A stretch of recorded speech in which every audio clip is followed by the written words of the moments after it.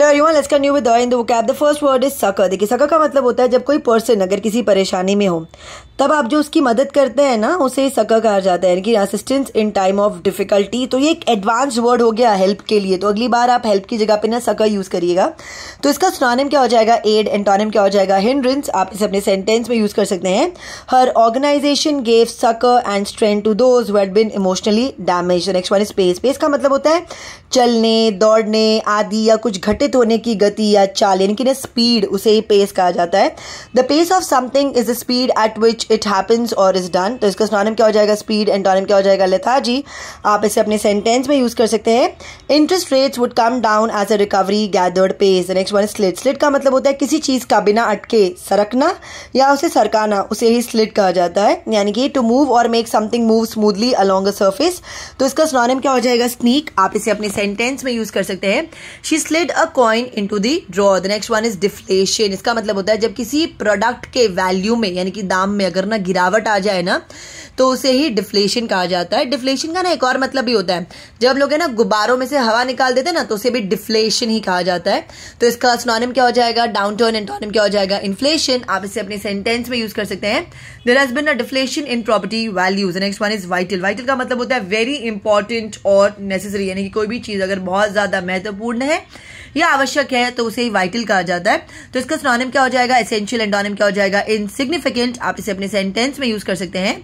It was said that the police concealed vital evidence. Next one is preceding. इसका मतलब होता है previous, यानी कि टू हैपन, कम और गो बिफोर समबडी और समथिंग, उसे ही प्रीसीडिंग कहा जाता है. तो इसका एंटोनिम क्या हो जाएगा? लेटर. आप इसे अपने सेंटेंस में यूज कर सकते हैं. Industrial orders had already fallen in the preceding months. Next one is beverages. Beverages का मतलब होता है कोई भी पेय पदार्थ, उसे बेवरेज कहा जाता है, यानी कि अ ड्रिंक. आप इसे अपने सेंटेंस में यूज कर सकते हैं. Hot beverages include T, coffee and hot chocolate. The next one is accelerate. इसका मतलब होता है किसी भी चीज की ना स्पीड को बढ़ा देना, गति को बढ़ाना, उसे एक्सेलरेट कहा जाता है.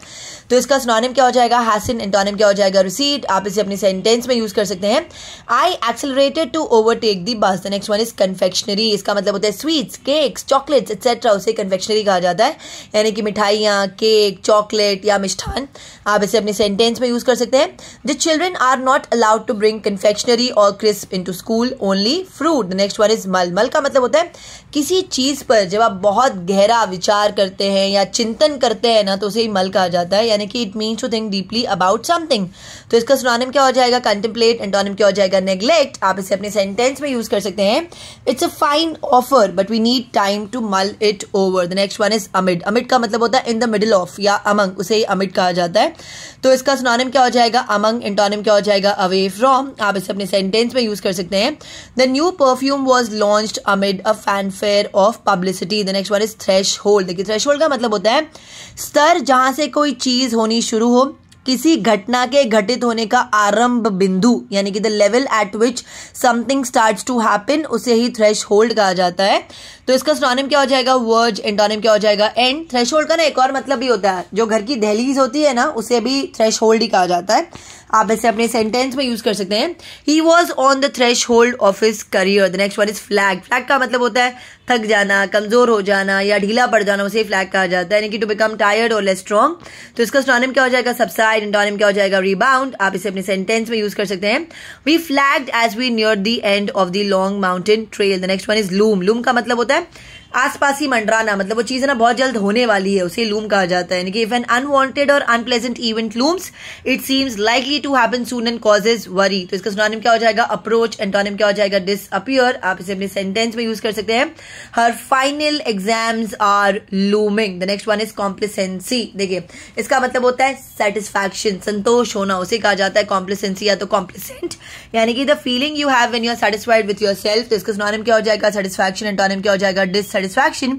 आप इसे अपने सेंटेंस में यूज कर सकते हैं. She want that there was no room for complacency on inflation. The next one is erratic. Erratic का मतलब होता है देखिए अगर कोई चीज ना एक रेगुलर पैटर्न नहीं फॉलो करे ना, वो कभी भी हो जाए तो उसे एराटिक कहा जाता है, यानी कि something that is erratic does not follow a regular pattern but happens at unexpected times और moves along in an irregular way. तो इसका सिनोनिम क्या हो जाएगा? स्पोरेडिक। एंटोनिम क्या हो जाएगा? कांस्टेंट। आप इसे अपनी सेंटेंस में यूज कर सकते हैं। His breathing was becoming erratic. The next one is prospect. इसका मतलब होता है संभावित, यानी कि लाइकली टू बी और हैपन, या तो पॉसिबल, उसे प्रोस्पेक्ट कहा जाता है। तो इसका सिनोनिम क्या हो जाएगा? एंटिसिपेशन। एंटोनिम क्या हो जाएगा? होपलेस। आप इसे अपने सेंटेंस में यूज कर सकते हैं। There were offers from several prospective buyers. The next one is forebode. Forebode का मतलब होता है भविष्य बताना, इसे कहा जाता है फोरबोर्ड, यानी कि टू हैव एन इंट्यूशन और प्रेमोनिशन ऑफ एन इवेंट, उसे हम कहते हैं फोरबोर्ड। तो इसका सिनोनिम क्या हो जाएगा? प्रेडिक्ट। आप इसे अपने सेंटेंस में यूज कर सकते हैं। Such dark clouds forebode a storm. The next one is search. Search का मतलब होता है अ सडन स्ट्रॉन्ग फीलिंग, उसे ही सर्च कहा जाता है। तो इसका सिनोनिम क्या हो जाएगा? राइज। एंटोनिम क्या हो जाएगा? डिक्लाइन। आप इसे अपने सेंटेंस में यूज कर सकते हैं। The party's electoral support surged from just under 10% to nearly 17%। The next one is acceleration. इसका मतलब होता है an increase in the rate of change, उसे हम कहते हैं एक्सेलरेशन। तो इसका सिनोनिम क्या हो जाएगा? पेस। एंटोनिम क्या हो जाएगा? लेथार्जी। आप इसे अपने सेंटेंस में यूज कर सकते हैं। The latest model has excellent acceleration. That's it for today. अगर आपको वीडियो अच्छा लगा तो उसे लाइक करें, शेयर करें, कमेंट करें, साथ ही साथ मेरे चैनल को सब्सक्राइब करें। Thank you.